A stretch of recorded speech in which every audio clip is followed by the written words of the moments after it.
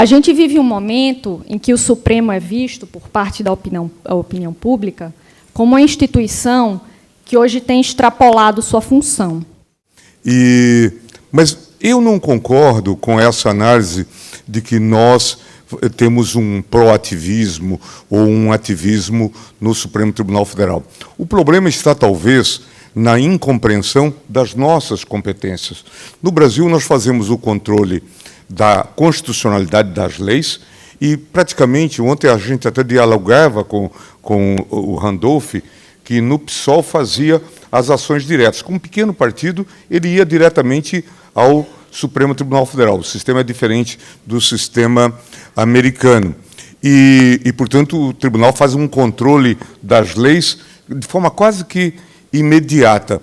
Na Alemanha, a oposição, um terço do parlamento, às vezes, tem o direito de impugnar leis.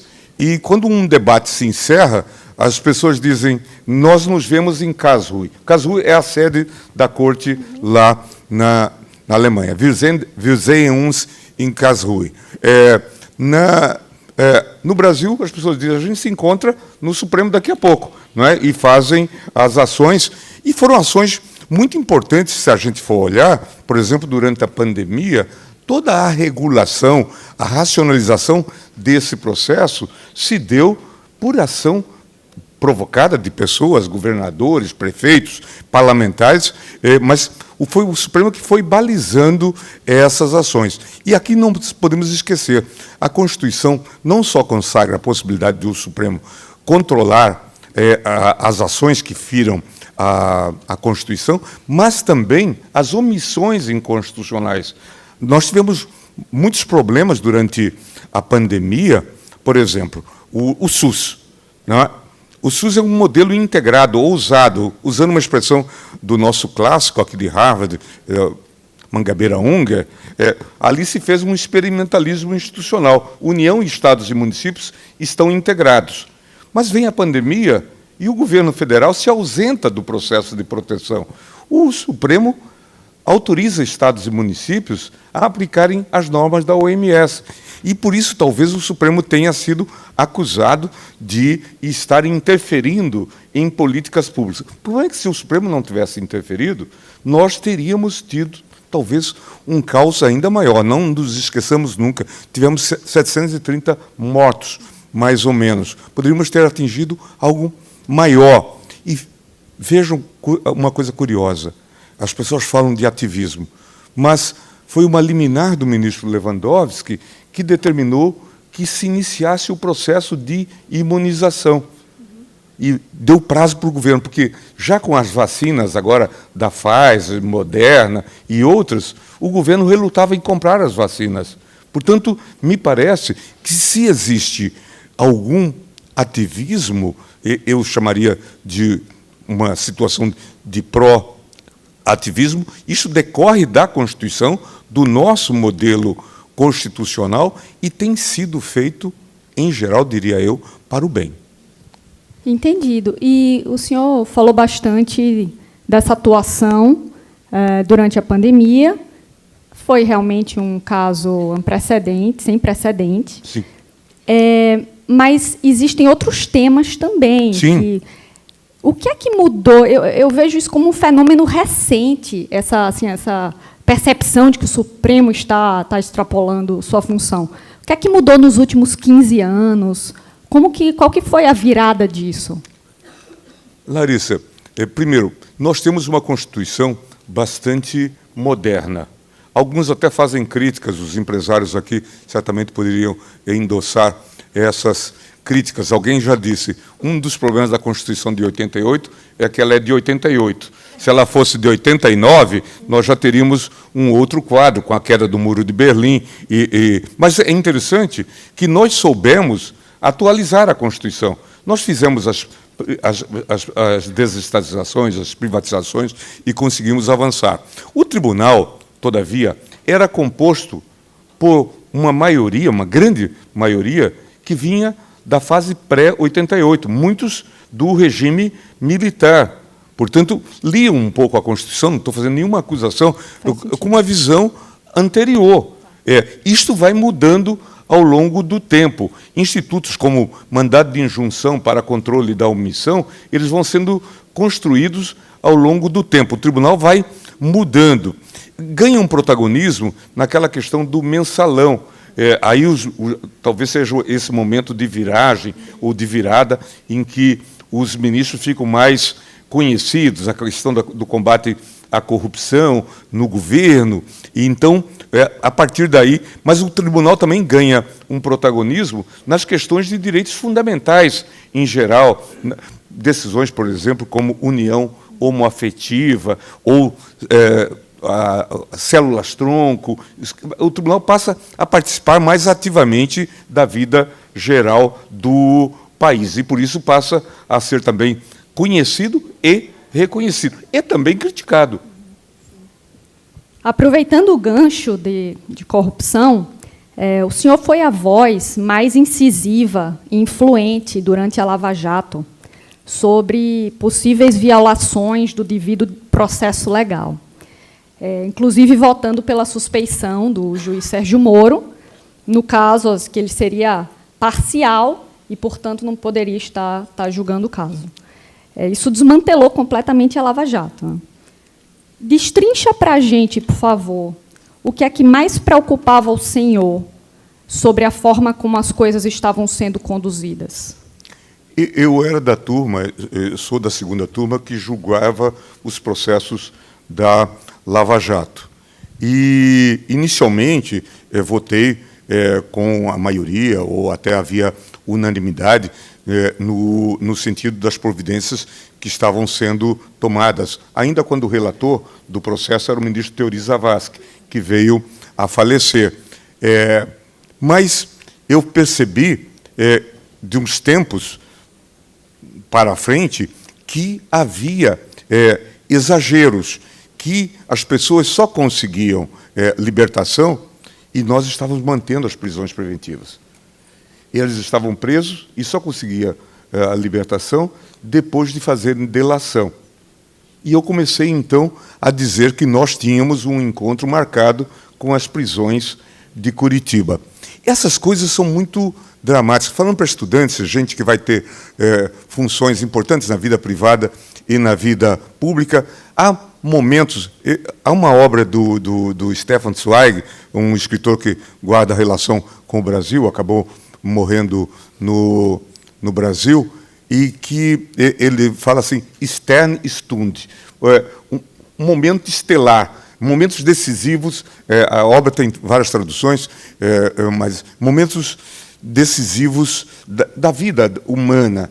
Eu acho que todos nós temos vários desses momentos em que tomamos decisões num sentido ou no outro. Eu acho que eu vi que aquele momento era um momento decisivo e passei a dizer que aquilo ia dar errado.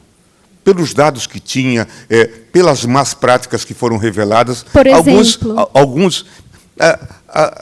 toda a impressão, tudo aquilo que depois se revelou na chamada Vaza Jato e depois Operação Spoofing, parece que eu já sabia. Que o juiz combinava com os procuradores, as ações, e depois isso tudo ficou provado. Alguém disse, mas o senhor tinha inside information lá? Nada disto. Uma vantagem da gente envelhecer lendo é que a gente acaba ganhando essa capacidade de adivinhar, não é? Então, eu acho que adivinhei. E fico muito orgulhoso de ter participado desse processo que você chamou de desmanche da Lava Jato, porque era uma organização criminosa. O que eles organizaram em Curitiba, lamentavelmente, era uma organização criminosa. Só para dar um exemplo para vocês que vivem nos Estados Unidos, em função talvez até da influência do cacoete americano, com honorários e coisa do tipo, eles colocavam nas cláusulas que 20% do resultado dos acordos iria para o Ministério Público. Nós dissemos, isso não pode. Aí eles criaram a tal famosa Fundação Dallagnol, com 2,5 bilhões, para eles pagarem palestras e fazerem campanhas anticorrupção. Nada que tivesse nada a ver com o direito brasileiro. Era um aproveitamento daquilo. O que a gente escuta na Operação Spoofing, falando como que eles iriam destruir a vida empresarial do empresário A, do empresário B, do empresário C, a gente pensa que é uma conversa do PCC. Então, os inquéritos e as investigações relacionadas aos atos golpistas, o 8 de janeiro, principalmente o plano Punhal Verde e Amarelo, que tinha o objetivo de assassinar o presidente Lula, o vice Alckmin e o ministro Alexandre de Moraes. E o ministro Alexandre continua não só julgando, mas como relator. Não, a vítima julgar o caso não é violação do devido processo legal? Não se trata disso, Larissa. Infelizmente, não se trata disso. Na verdade, ele já foi feito relator do processo e, por isso, tem sido agredido. Então, seria muito fácil para qualquer investigado afastar o juiz a partir da afirmação de impropérios. É disso que se cuida, especialmente na rede social. Não só ele, mas a mulher dele vão ao escritório, fazem ameaças às filhas. Portanto, é uma situação muito atípica e é preciso conhecer esses fatos. Então, não há justificativa para ele ser afastado, uma vez que ele já era relator desses inquéritos e depois dos inquéritos que se agregaram. Então, não se pode falar disso. Ele não é suspeito, não está impedido, não está julgando no seu interesse. Não se pode nem de longe comparar Alexandre com Moro. Moro, de fato, ele se associa ao Bolsonaro. Ele, antes das eleições, ele já tem conversas com Moro, com Bolsonaro. Aceita ser ministro da Justiça de Bolsonaro. O Paulo Guedes um dia me contou, lá num despacho no gabinete, que esteve com Bolsonaro entre o primeiro e o segundo turno. E disse, naquele estilo que ele fala, agora nós precisamos de alguém, porque no Brasil as pessoas achavam que Moro soubesse direito. Ele não sabia direito. Mas as pessoas que não estavam informadas imaginavam que ele soubesse direito. Então, Paulo Guedes disse para o Bolsonaro, devemos buscar alguém para implementar law and order, sempre usando expressão em inglês. E Bolsonaro autorizou, ele foi buscar Moro lá em Curitiba. Aí eu disse, pare nesse ponto da narrativa, não prossiga. O ministro ficou assim assustado.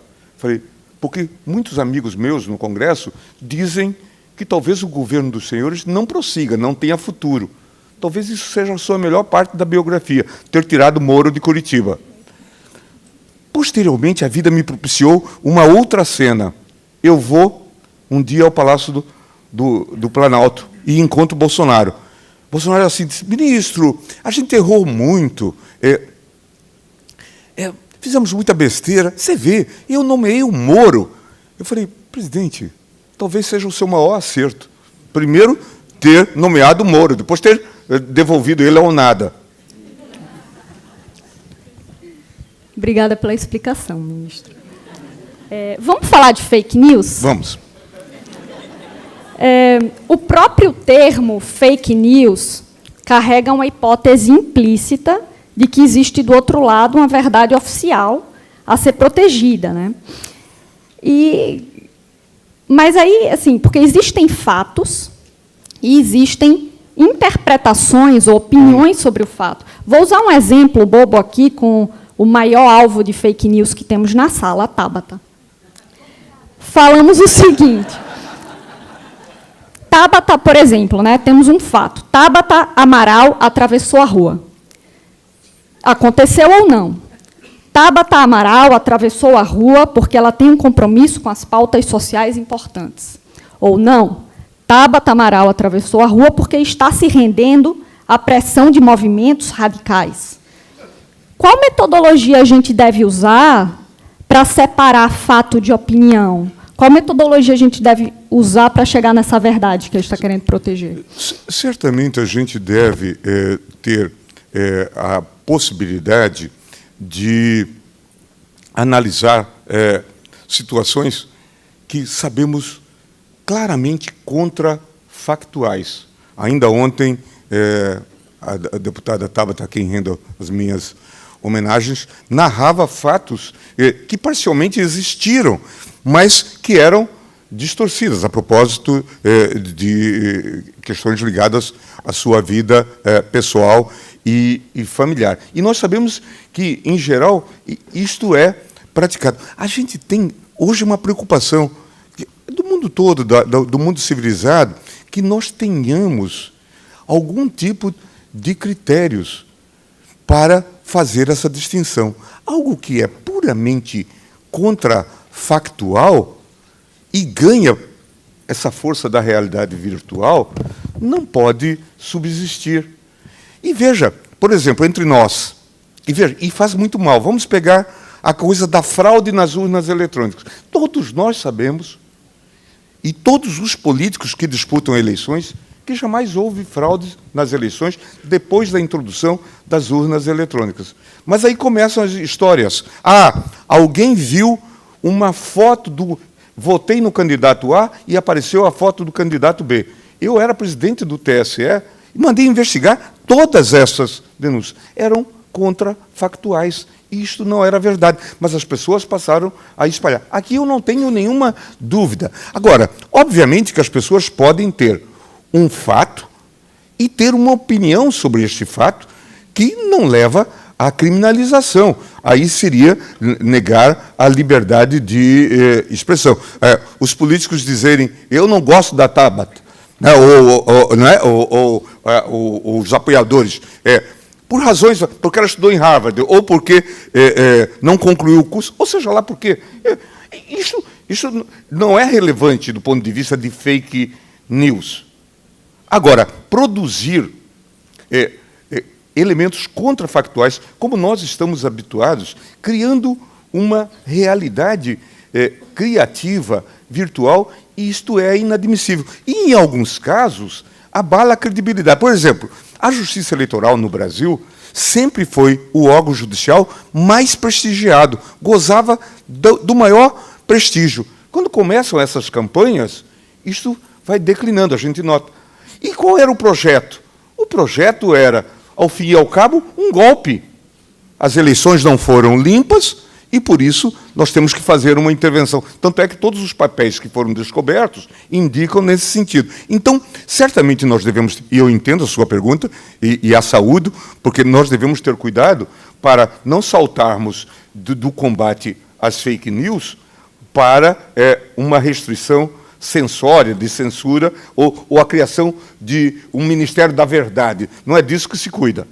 Não é? Mas é fundamental que não haja nem má informação, por isso que, inclusive, a gente tem que incentivar a boa imprensa, tem que encorajar a boa imprensa, não é? E essa é uma preocupação hoje da OCDE. A Maria Ressa, que ganhou o Prêmio Nobel da Paz, ela fala disto, não é? Sem fatos não há verdade, não é? E sem verdade não há informação. É fundamental que a gente tenha isso em mente. Perfeito. E a gente nem imaginava que, algumas décadas atrás, estaria... Assim, social media nem existia, Sim. Quanto mais parte tão importante da nossa sociedade brasileira. Quando a gente pensa assim, quando o senhor pensa na sociedade hoje, o que são algumas coisas que são bem naturais, que a gente faz, ou que forma de pensar, que daqui a 100 anos a gente vai olhar para trás e achar um absurdo? Certamente, talvez, algum sentimento de indiferença em relação ao meio ambiente. Acho que todos os cuidados que tivermos com o meio ambiente são relevantes. Hoje nós estamos vivendo essas catástrofes climáticas e nós temos a prova disso. Quem acompanhou a tragédia do Rio Grande do Sul, vocês devem ter acompanhado, sabem bem que não é algo lítero, poético, recreativo, quando a gente fala da importância da preservação do meio ambiente. E essa indiferença, certamente, ou esse combate, nos vai custar muito caro, não é? Talvez afete as condições de vida na Terra tal como nós conhecemos. Só isso? O que mais que você acha? Não, eu tenho a impressão também que nós temos muita insegurança em relação à cientificidade de determinadas práticas. Nós aprendemos a toda hora como nos alimentar para nos tornarmos mais saudáveis e longevos. E, muito provavelmente, no futuro vai se dizer, mas como perdemos tempo com determinadas coisas, não é? Eu vejo muito essa disputa sobre o bem que o vinho causa e o mal que o vinho causa, ou o ovo, ou determinados alimentos. Talvez a ciência do futuro venha nos dizer, poxa, isso estava redondamente equivocado. Qual o senhor acha que é, nessa mesma linha, o futuro da forma como a gente combate a desigualdade no Brasil? Eu acho isso fundamental. Eu acho até que o debate da democracia, nós temos falado muito sobre isso, a questão da força das instituições, mas nós devemos, talvez, aprofundar um pouco esse debate e perguntar por que pessoas dão ouvidos a essas mensagens populistas. Eu tenho a impressão de que um dos pontos é a desigualdade. Desigualdade, inclusive, de informação, de acesso à informação. A pobreza leva a uma série de insuficiências em geral. E isso me parece um grande problema e faz com que muitas pessoas se tornem presas fáceis de populistas que formulam fórmulas ou soluções extremamente simples para problemas complexos. Eu acho que nós temos que colocar na nossa pauta a questão do combate à desigualdade. E aí, é claro, melhorando os serviços públicos, melhorando a educação. Nós temos, por exemplo, no Supremo, eu agora acabo de concluir o tema 1234, em que nós tentamos limitar a judicialização dos medicamentos de alto custo e tentando evitar que o orçamento seja mal baratado a partir de ações judiciais. É preciso melhorar o sistema de saúde. É preciso dar atenção às pessoas. A deputada Tabata ontem falava da situação que ela viveu lá no bairro onde ela viveu e que hoje continua ainda com grupos de pessoas que ocupam o território não sendo policiais. Nós acabamos de dizer lá no Supremo Tribunal Federal que esse é o verdadeiro estado de coisa inconstitucional. O território tem que ser ocupado pelo Estado. Então, é fundamental que nós discutamos essas questões. Temos gasto uma energia, e eu acho que é proveitoso, em defesa da democracia, do fortalecimento das instituições, mas é preciso colocar essa temática na pauta, temática da desigualdade. Perfeito. E mudando um pouco de assunto e aproveitando que a gente está aqui em Harvard, sabe, ministro, nós, alunos brasileiros de Harvard, quando entra, né, quando é aceito em Princeton, ou Harvard, ou Yale, depois tem um processo seletivo mais concorrido ainda, que é para conseguir a bolsa da Fundação Estudar. Tá? E no painel final, na entrevista final, estão assim, uns 7 candidatos à bolsa e os entrevistadores. E tem uma pergunta que é muito famosa, que ninguém consegue fugir, que é o seguinte: agora que vocês conhecem os outros candidatos, como pensam, o que já fizeram, quem aqui você eliminaria? Então, já que estamos em Harvard e a Fundação Estudar em peso está aqui, acho justo perguntar ao senhor se dos seus colegas do Supremo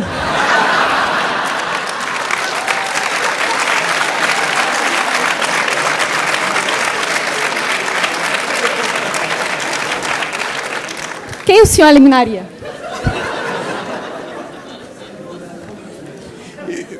É interessante a pergunta. Muito boa pergunta. É muito interessante que a gente aprende, e eu acho que isso faz parte do aprendizado da nossa vida. Nós, na verdade, até uma frase que o Jobim costumava repetir nas relações que a gente tinha interinstitucionais. Na vida política, a gente não escolhe interlocutores, como também, no nosso caso, né, o tribunal vai sendo composto e recomposto ao longo do tempo. E a gente aprende até a gostar de posturas que não são lá as mais gostáveis, né? A gente aprende a compreender e ver a importância, inclusive, desse processo dialético no colegiado. Isso é um ensinamento interessante. Na turma, que isso ainda fica mais evidente, nós somos 5. E eu, para fazer prevalecer a posição, preciso de pelo menos 3 votos. Então, eu tenho que, de alguma forma, ser contemplativo, ser tolerante, compreender a posição de todos para tentar formar maioria. De modo que, a mim me parece, assim, de maneira bastante sincera, que ninguém deve ser excluído. Sabe? Pelo contrário, nós devemos aprender a conviver com todos.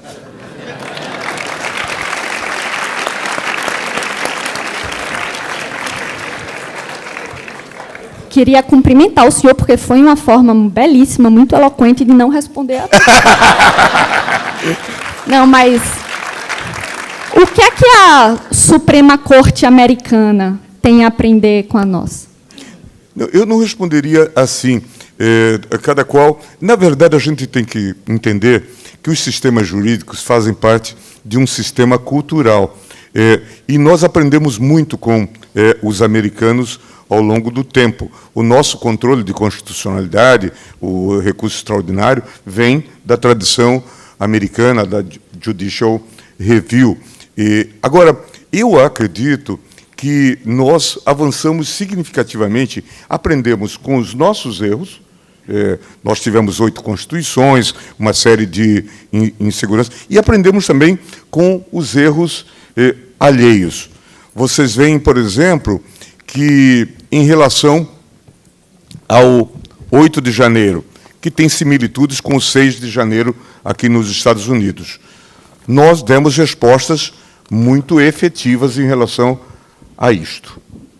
Veja que as pessoas foram punidas, há discussões sobre eventuais exageros de penas, mas elas foram responsabilizadas, porque uma lei sobre o crime contra o Estado de Direito, contra o Estado Democrático, o atentado, foi aprovada e nós a aplicamos. A questão da inelegibilidade de quem comete abuso de poder político ou de poder econômico. Isso está há muito incorporado na nossa legislação. O próprio papel da justiça eleitoral no Brasil, que não é apenas uma agência para fazer eleições, mas julga também os abusos perpetrados. Tudo isso me parece que o Brasil oferece, digamos, uma pletora de instituições que nós, criticamente, colocamos à disposição do mundo.